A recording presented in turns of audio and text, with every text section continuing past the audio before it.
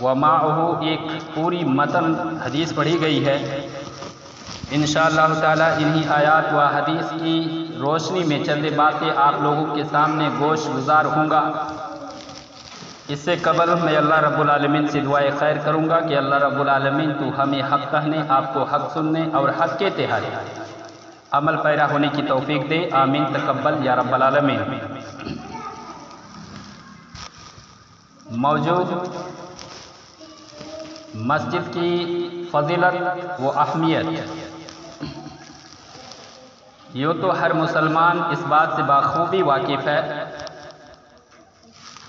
کہ جہاں کہیں بھی مسلم کی بستیاں ہوتی ہے، مسجد جو ہے اس بستی میں اہم رول رکھتی ہے، اور اس دور ہی میں نہیں بلکہ نبی جناب محمد رسول اللہ صلی اللہ علیہ وسلم کے زمانے ہی سے یہ مسجد کی بہت اہمیت کی حامل رہی ہے، بلکہ اس دنیا کے اندر سب سے پہلی مسجد جو بنی ہے وہ مسجد حرام ہے، اور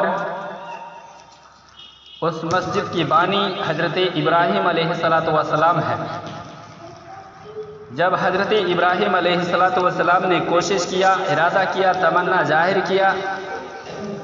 کہ ہمیں اس جگہ جو ایک بستی بنانی ہے، ایک قریہ بنانا ہے، تو سب سے پہلے اس نے ایک مسجد تعمیر کرنے کی ارادہ ظاہر کیا، اور انہوں نے خود اپنے ہاتھوں سے اور ان کے ہمراہ ان کے ایک چہیتے اور محبوب بیٹے حضرت اسماعیل علیہ السلام کی کوششوں سے وہ مسجد کی تعمیر ہوئی۔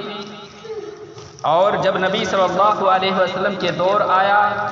تو نبی صلی اللہ علیہ وسلم نے جب قباء تشریف لے گئے، کچھ دن ٹھہرنے کے بعد نبی صلی اللہ علیہ وسلم نے سب سے پہلے جو چیز بنائی تھی وہ مسجد تھی، اور جسے قباء کے نام سے جانا جاتا ہے۔ بعد ہو نبی صلی اللہ علیہ وسلم جب مکہ سے مدینہ کوچ کر گئے، وہاں کے لوگوں نے نبی صلی اللہ علیہ وسلم کے اوپر طرح طرح کے ظلم و ستم ڈھالنے لگے، یہاں تک کہ نبی جناب محمد رسول اللہ صلی اللہ علیہ وسلم اپنے آبائی وطن کو چھوڑنے پر مجبور ہو گئے، اور نبی صلی اللہ علیہ وسلم کی آبائی وطن مکہ تھا، اور نبی صلی اللہ علیہ وسلم جب مکہ سے نکالے جا رہے تھے، جب مجبور ہونے کے بعد نکل رہے تھے، کچھ دوری جانے کے بعد اللہ کے نبی جناب محمد رسول اللہ صلی اللہ علیہ وسلم نے مکہ کی طرف اپنا رخ کر کے مکے سے خطاب کرتے ہیں کہ اے مکہ، اے سرزمین مکہ، اگر یہاں کے لوگ مجھے پریشان نہ کرتے، ظلم ستم کے پہاڑ ہمارے اوپر نہ ڈال دیتے، یہاں کے لوگ اگر مجھے مجبور نہ کرتے، تو میں اس زمین سے اپنے قدم کو کبھی بھی حرکت نہیں دیتا۔ خیر، اللہ کے نبی جناب محمد رسول اللہ صلی اللہ علیہ وسلم جب مکہ سے مدینہ کوچ کر گئے اور اپنے جائے پناہ بنانے کی کوشش میں لگے رہے، تو اللہ کے نبی جناب محمد رسول اللہ صلی اللہ علیہ وسلم نے اپنا گھر بنانے سے پہلے مسجد کی تعمیر کے اوپر زیادہ زور دیا، اور وہاں ایک مسجد بنائی گئی جسے مسجد نبی کے نام سے جانا جاتا ہے۔ تو اس تمام کے دلائل سے ہمیں معلوم ہوتا ہے کہ کہیں بھی جہاں بھی مسجد، جہاں بھی جو ہے مسلم کی آبادی بسائی جائے یا آباد کرنے کی کوشش کی جائے یا گاؤں بنانے کا ارادہ کیا جائے، تو انسان اور مسلمانوں کی کوشش یہی رہنی چاہیے کہ اپنا گھر بنانے سے پہلے اللہ کا ہم گھر بنائیں، یعنی اللہ کا گھر ہم تعمیر کریں، کیونکہ جس بستی میں، جس گاؤں میں، جس قریہ میں اللہ رب العالمین کا گھر نہیں ہوتا ہے، اللہ کے نبی جناب محمد رسول اللہ صلی اللہ علیہ وسلم ارشاد فرماتے ہیں حدیث کے اندر کہ اگر کسی بستی کے اندر سے آواز نہیں آتی ہے، اللہ رب العالمین کی آذان کی اگر آواز میرے کانوں پر نہیں گونجتی ہے، آواز نہیں آتی ہے، تو سمجھ لینا، یہ خیال کر لینا کہ وہ بستی مسلمانوں کی بستی نہیں ہے، وہ مسلمانوں کا گھر نہیں ہے، مسلمانوں کا گاؤں نہیں ہے، مسلمانوں کا قریہ نہیں ہے۔ اس حدیث سے معلوم ہوتا ہے کہ ہر گاؤں، ہر مسلمان بستیوں کے اندر ایک مسجد ضرور ہونی چاہیے، جس میں صدا اذان ہونی چاہیے، جس سے ہر ایک کی کانوں میں جو وہ آواز گونج سکے۔ تو معلوم ہوا کہ ہر مسلمان کی بستیوں میں ایک مسجد کا ہونا نہایت ہی ضروری ہے۔ اور یہ مسجد کیوں بنائی جاتی ہے؟ اللہ تبارک و تعالیٰ کلام مجید کے اندر ارشاد فرماتا ہے ان المساجد للہ فلا تدعوا مع اللہ احدا۔ یہ مسجد کیوں بنائی جائے گی؟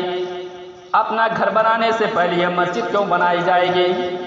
کیا وہاں سامان بھی رکھا جائے گا، یا میٹنگ وغیرہ کی جائے گی، یا کوئی پروگرام کیا جائے گا، یا گمشدہ چیزوں کا اعلان وہاں کیا جائے گا؟ اللہ تبارک و تعالیٰ نے اس کا خود ہی جواب کلام مجید کے اندر دیا ہے ان المساجد للہ فلا تدعوا مع اللہ احدا۔ اے لوگو، اے انسانوں سنو، ان المساجد للہ، یہ دنیا کے اندر جتنی بھی مسجدیں ہیں یہ اللہ کا گھر ہے۔ جتنی بھی مساجد ہیں اے لوگوں، اس میں صرف اللہ کی عبادت ہونی چاہیے، اللہ رب العالمین کی بندگی ہونی چاہیے، اللہ کا ذکر ہونا چاہیے، اللہ رب العالمین کے لیے قرآن مجید کی تلاوت اس جگہ ہونی چاہیے۔ یعنی اللہ رب العالمین کا گھر صرف اللہ کی عبادت، اللہ کا ذکر، اللہ کا خیال، اللہ کا اظہار کرنے کے لیے وہ گھر بنانا چاہیے۔ یعنی اگر کسی مسلم آبادی میں اللہ کا گھر نہ ہو، اللہ رب العالمین کی عبادت اس جگہ بہت کم ہوتی ہے۔ اس لیے اللہ کے نبی جناب محمد رسول اللہ کا مقصد یہی تھا کہ جہاں کہیں بھی میرا ارادہ ہو کہ میں وہاں بستی بناؤں تو سب سے پہلے ایک مسجد کی تعمیر سب سے پہلے کر لوں۔ یعنی مسجد کی تعمیر کا مقصد کیوں ہونا چاہیے؟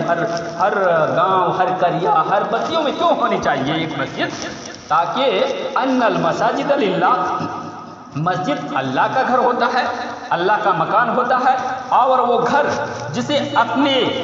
آما جگہ ہم بناتے ہیں، جس کو ہم اپنی آما جگہ کے لیے بناتے ہیں، وہ خود تو رہتے ہیں، لیکن اللہ رب العالمین کی عبادت کے لیے ایک گھر ہونا چاہیے جسے مسجد کے نام سے جانا جاتا ہے، جسے مسجد کے نام سے جانا جاتا ہے۔ اور اس مسجد میں کسی بھی طرح کی کوئی فضول گفتگو نہ ہو، کسی بھی طرح کی بیکار کی گفتگو نہ ہو، کسی بھی طرح کی کسی کی غیبت نہ ہو، چغلی نہ ہو، میٹنگ نہ ہو، کسی گمشدہ چیزوں کے اعلان نہ ہو، بلکہ اس میں صرف اللہ رب العالمین کی عبادت اور بندگی ہونی چاہیے، اللہ رب العالمین کی عبادت ہونی چاہیے۔ اور یاد رکھیے مسجد ہونا کیوں ضروری ہے؟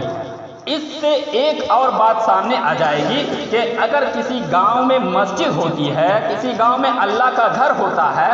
اور اگر کوئی انسان اس مسجد سے زیادہ تعلق رکھتا ہے، آنا جانا اس کا ہوتے رہتا ہے، تو اس سے ایک ایمان کی بہت بڑی دلیل ہوتی ہے اس شخص کے لیے، اس شخص کے لیے ایک بہت بڑی دلیل ہو جاتی ہے کہ یہ بندہ تو اللہ رب العالمین کے اوپر ایمان رکھتا ہے۔ یعنی اگر وہ اللہ پر ایمان نہیں رکھتا ہے تو وہ مسجد کی طرف کبھی بھی نہیں آئے گا، یوم آخرت پر ایمان نہیں رکھے گا تو مسجد نہیں آئے گا۔ تو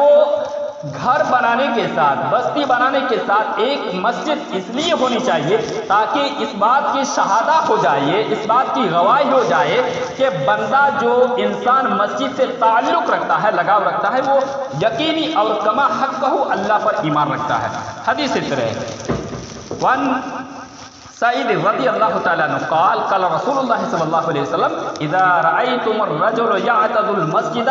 فاشهد له بالایمان قال اللہ تعالیٰ انما يعمر مساجد اللہ من آمن باللہ والیوم الاخر۔ اللہ کے نبی جناب محمد رسول اللہ صلی اللہ علیہ وسلم ارشاد فرماتے ہیں، ابو سعید راوی حدیث ہے، یعنی بہت کٹھور اور بہت ہی مضبوط راوی ہے، وہ بیان فرماتے ہیں کہ اللہ کے نبی جناب محمد رسول اللہ صلی اللہ علیہ وسلم ارشاد فرماتے ہیں مسجد کے تعلق سے اور مسجد سے جو لگاؤ رکھتے ہیں، مسجد سے جو دلچسپی رکھتے ہیں، مسجد سے اپنا لو لگائے رکھتے ہیں، مسجد اور لو لگانے والے انسان کے لیے اللہ کے نبی ارشاد فرماتے ہیں، اے لوگو اذا رأیتم الرجل یعتد المسجد، اے انسانوں جب تم کسی بندہ کو، کسی بھی شخص کو تم مسجد میں آنا